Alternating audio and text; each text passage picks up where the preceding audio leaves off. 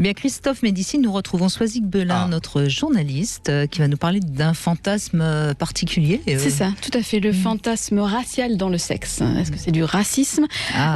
Vaste question. Vaste question. Très politiquement correcte, hein, bien sûr. Alors, privilégier certains groupes ethniques ne relève-t-il pas d'un choix esthétique plutôt que moral? Alors, j'ai fait mien le questionnement du journaliste Martin Gibert, canadien. En effet, nous avons tous des préférences, qu'elles soient physiques, la couleur des yeux, des cheveux, la taille, la corpulence, des préférences liées au caractère, à la voix, au comportement de la personne. Et certaines personnes seront de fait discriminées, car elles ne correspondent pas à nos préférences. Pourtant, à ce moment-là, on ne parle pas de racisme. On a juste tendance à dire « ce n'est pas mon genre ». Sans que cela revête un caractère immoral. Certaines caractéristiques... Pour l'instant. Ça viendra peut-être. Certaines caractéristiques physiques vont de fait déterminer un groupe ethnique. Si on a une attirance pour les grands blonds aux yeux clairs et que les bruns, c'est pas trop notre genre, la communauté brune ne va pas s'insurger pour autant. On ne vous taxera pas de racisme anti-brun et toutes les populations à dominante brune ne vont pas s'offusquer de votre choix. Mais là où le bas blesse, c'est que la race est une construction sociale, politique, impliquant un passé, une histoire marquée par l'exclusion et une hiérarchisation. Je vais vous donner des exemples pour que cela soit un peu plus facile à comprendre et ainsi illustrer mon propos. Quand un homme est automatiquement attiré par les femmes asiatiques, par exemple, on peut entendre qu'inconsciemment, il aime ce que la femme asiatique projette. L'image d'une femme docile, soumise, une éternelle enfant au physique de poupée sur lequel le temps a peu d'emprise. C'est à ce moment-là que l'on parlera de racisme sexuel, car il y a un côté systématique qui pose le problème, puisque ce fantasme, cette fascination sexuelle n'est pas que physique, elle est aussi raciale. Sarah Difala et Salima Tenfish se sont intéressées au fantasme de la beurette, dans un ouvrage paru aux éditions du Seuil, le voici, très intéressant. Elles ont répertorié les stéréotypes qui circulent dans l'espace public sur la sexualité de la femme d'origine maghrébine, et je vais vous en citer quelques-uns. Des stéréotypes. La beurette est vierge jusqu'au mariage, elle pratique la sodomie pour se préserver, elle a besoin d'un mec blanc pour se libérer. Sous ses airs prudes, c'est une mythomane à la sexualité débridée, elle se fait payer pour coucher, etc., etc. Ces stéréotypes, évidemment, on va les retrouver, ils sont repris et caricaturés à grands traits dans les vidéos porno, puisque la catégorie beurette apparaît dans le top 10. Alors c'est simple, je ne le savais pas, mais j'ai fait le test, faites le test, tapez beurette sur votre moteur de recherche et vous ne trouverez que des résultats de sites porno.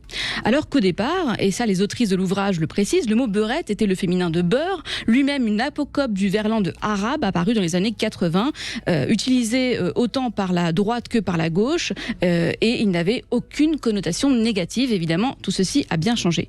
Je vous propose d'écouter Sarah Difala, une des autrices de l'ouvrage, nous parler de la genèse de son livre et surtout répondre à la question suivante: est-ce qu'un fantasme racial est raciste ? Ce n'est pas un hasard si la beurette est l'une des recherches les plus effectuées sur les sites porno et qu'on retrouve ces contenus en masse sur Internet.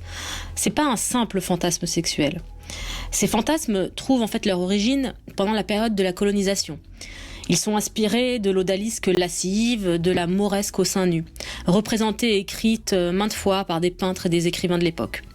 Ces fantasmes réactivent les clichés coloniaux de la mouquère offerte aux légionnaires, ou encore celui de la silhouette qui se faufile dans les ruelles de la Casbah.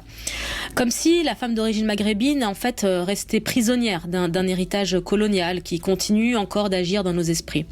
Alors oui, on peut dire qu'un fantasme sexuel peut être raciste, car ici les caractéristiques sexuelles supposées renvoient précisément à leur supposée race.